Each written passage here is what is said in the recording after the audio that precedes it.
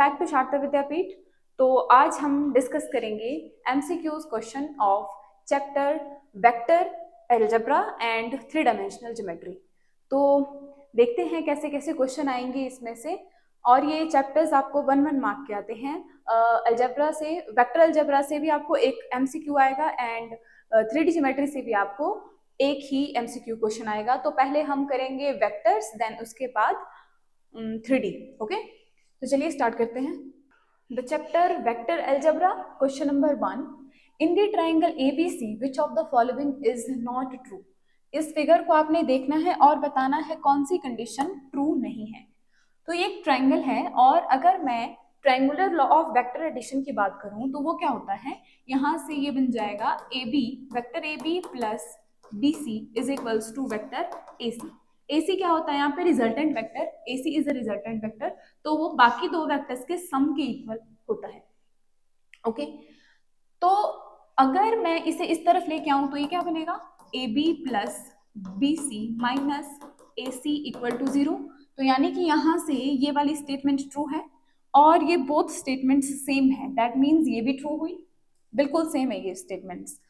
और अगर मैं इस वेक्टर की डायरेक्शन चेंज कर दूं, vector AB plus BC, AC के बजाय मैं अगर CA लिखूं तो वेक्टर कैसा हो जाता है, negative, negative negative plus.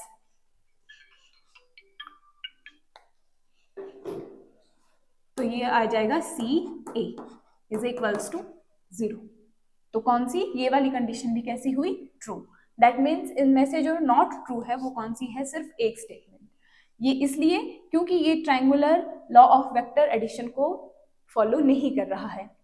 Next question की ओर बढ़ते हैं। If A and B are two collinear vectors, अगर दो कोलिनियर वेक्टर्स हैं तो then which of the following are incorrect.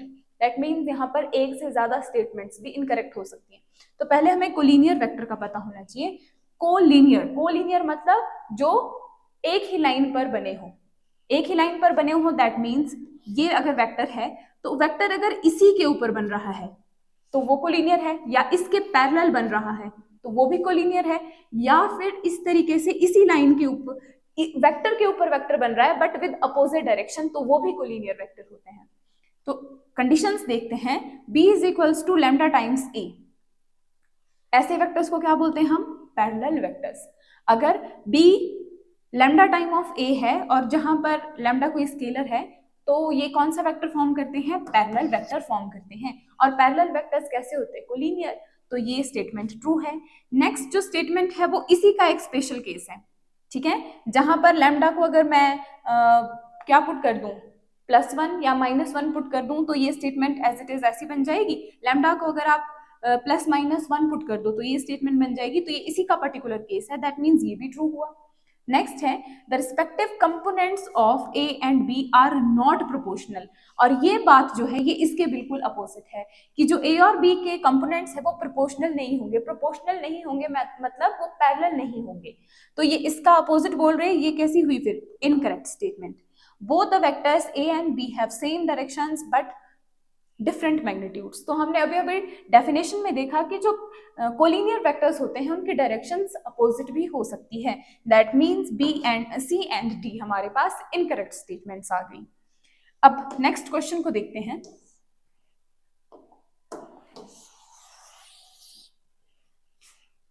Question number 3, if A is a non zero vector of magnitude A, एक A मेरे पास वेक्टर है और उसका magnitude ऐसा है, okay, then lambda A is a unit vector if. हमें बताना है कि ये lambda times A unit vector कब बनेगा। यूनिट वेक्टर का मतलब क्या हुआ, जब इसका मैग्नीट्यूड, इस वेक्टर का मैग्नीट्यूड कितना आएगा, 1। अब मैग्नीट्यूड हम अलग अलग तोड़ सकते हैं, ये बन जाएगा magnitude of lambda and magnitude of vector A is equals to 1। तो यहां से मुझे बतानी है कंडीशन किसके ऊपर, इन या तो लैम्डा के ऊपर या तो A के ऊपर। तो देखो यहां से A का magnitude is equals to 1 upon ऐसा आ रहा है। दैट मीन्स ये जो वेक्टर मैग्नीट्यूड ऑफ A, अब मुझे दिया हुआ है कि वेक्टर A का मैग्नीट्यूड A ही है, तो मैं यहां से ये मैग्नीट्यूड साइन हटा सकती हूँ, 1 अपॉन मैग्नीट्यूड ऑफ लैम्डा। तो कौन सा ऑप्शन नजर आ रहा है, दिस। तो यहां से हमने कंडीशन निकाली कि अगर इस वेक्टर को यूनिट होना है तो इसका मैग्नीट्यूड होना चाहिए 1, और ये मैंने मैग्नीट्यूड तोड़ दिए, अलग अलग प्रॉपर्टी होती है इसकी। ये मैग्नीट्यूड मुझे ए के इक्वल गिवन है क्वेश्चन में, तो यहां से कंडीशन आ गई ये, तो ऑप्शन डी हो गया करेक्ट। अब देखते हैं नेक्स्ट।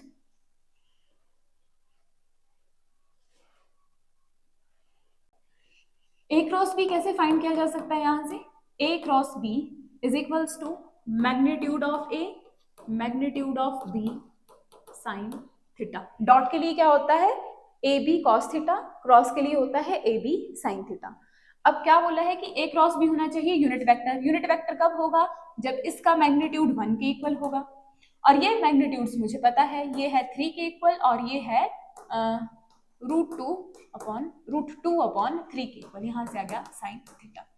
तो 3 से 3 कैंसिल हो गया, 1 upon √2 is equals to sine theta. तो साइन थीटा की वैल्यू √2 कब होती है, 45 डिग्री पे, that means π/4 is the correct answer. Next question is the relation between the direction cosines L, M, N of a line R। तो ये 3D में भी क्वेश्चन आता है कि डायरेक्शन कोसाइन के बीच में क्या रिलेशन होता है, तो आपको ये याद करना पड़ेगा, L² + M² + N² is equals to 1।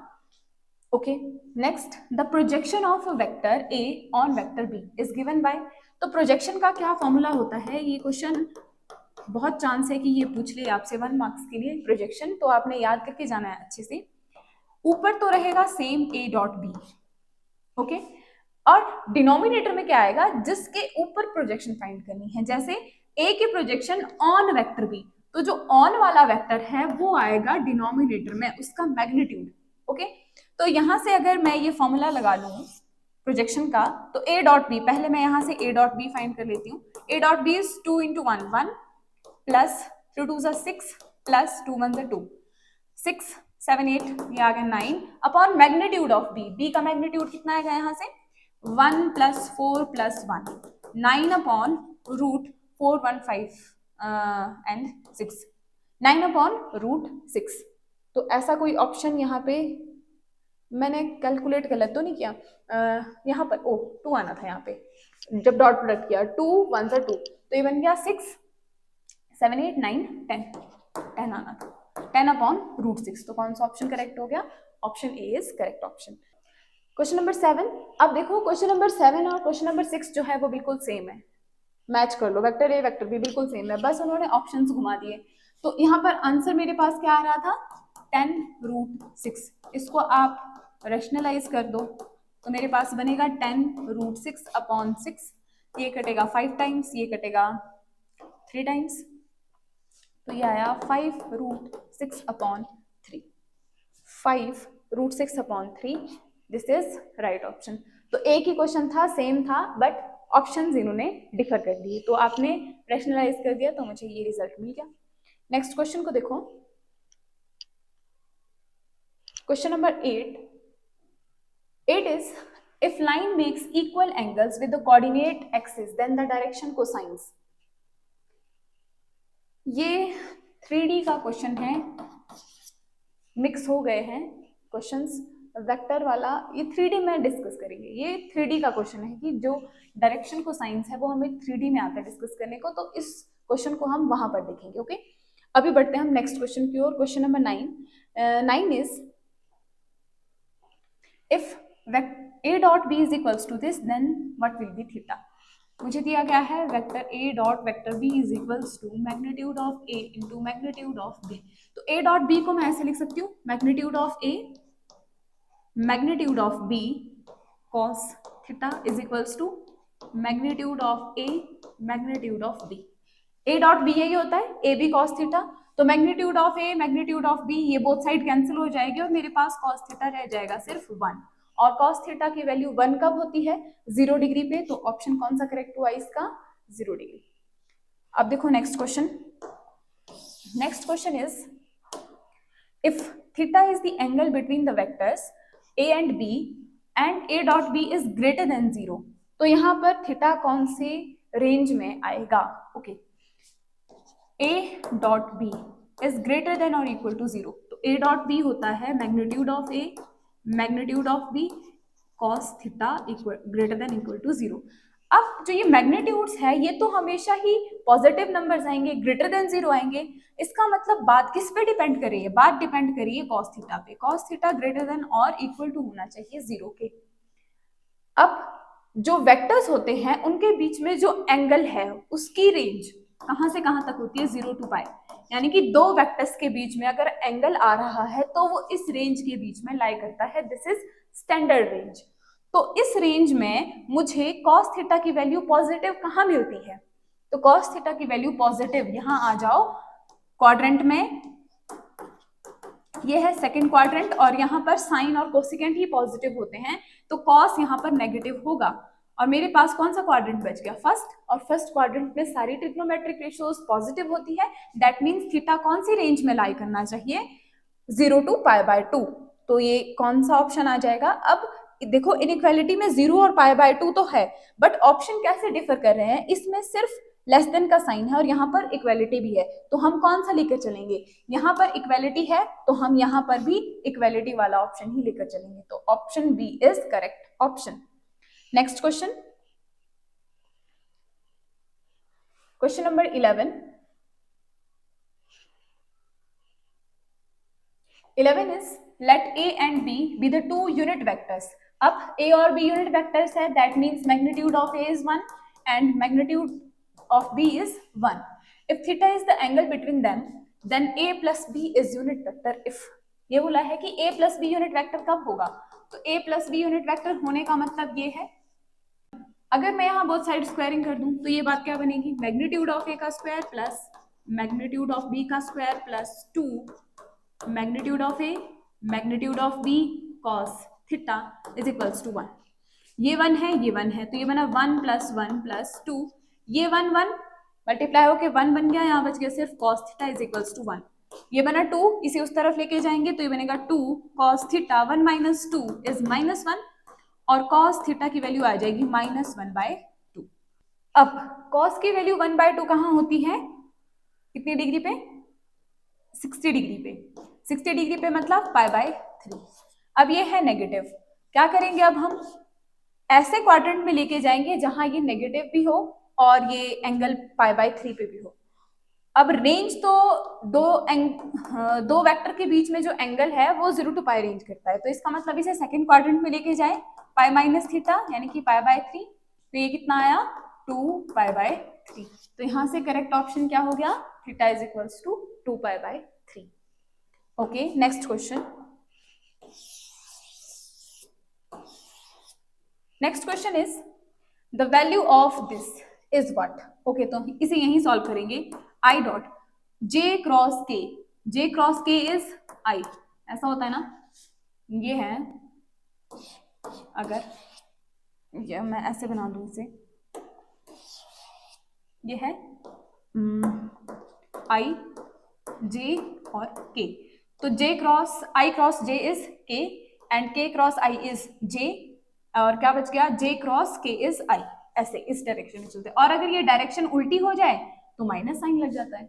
ठीक है, तो जे क्रॉस के हो जाएगा आई के इक्वल प्लस जे आई क्रॉस के क्रॉस आई होता है जे के इक्वल, बट ये उल्टा है तो ये हो जाएगा माइनस जे प्लस के, और ये बन जाएगा अगला के cap.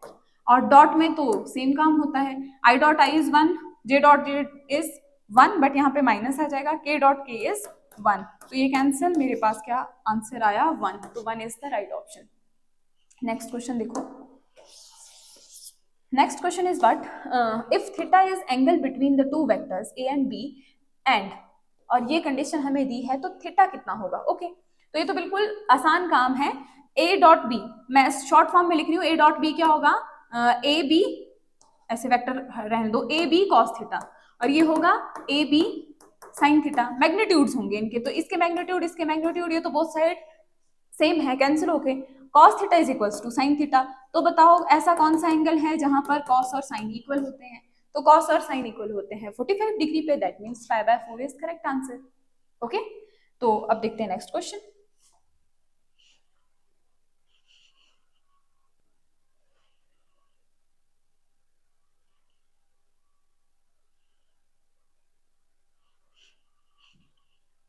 Next question, question number 14, the angle between two vectors a and b with magnitude 1 and 2 respectively and when a dot b is equals to 1, तो हमें एंगल बताना है, मुझे गिवन है वैल्यू a डॉट b की 1 के equal, तो a dot b किसके इक्वल होता है, magnitude of a magnitude of b cos theta is equals to 1, ये दिया हुआ है। मैग्नीट्यूड्स एक a का 1 है b का 2 है, तो वैल्यू पुट कर लो 1 into 2, cos theta is equals to 1, यानी कि cos थीटा किसके इक्वल आ गया 1/2, तो cos थीटा 1/2 कहाँ होता है 60 डिग्री पे, 60 डिग्री का मतलब है π/3, तो option B is correct. Next question देखो, next question is the area of parallelogram whose adjacent sides are this, तो ये बहुत आसान है, आपने खुद करना है, मैं फॉर्मूला बता देती हूँ। Area of parallelogram is equals to जो भी एडजेसेंट साइड दी है आपने उनका क्रॉस प्रोडक्ट करके उसका मैग्नीट्यूड फाइंड कर लेना है, तो क्रॉस प्रोडक्ट तो आप लोगों को आता ही होगा फाइंड करना, आई जे के, यहाँ पर आपने वेक्टर्स पुट कर देने हैं 1 -1 3 और ये वेक्टर 2 -7 1, 2 -7 1, यहाँ से आपने क्या फाइंड करना है a क्रॉस b और फिर a क्रॉस b जो भी आएगा उसका मैग्नीट्यूड फाइंड करना है, बिल्कुल आसान काम है, क्रॉस प्रोडक्ट आपको फाइंड करना आता होगा एंड मैग्नीट्यूड भी, ठीक है, तो आपने इसे सॉल्व करके, ये फॉर्मूला है और इस तरीके के जितने भी क्वेश्चन आएंगे सब में यही फॉर्मूला लगेगा, ओके, तो वेरी सिंपल क्वेश्चन आप कर सकते हैं। नेक्स्ट क्वेश्चन देखो,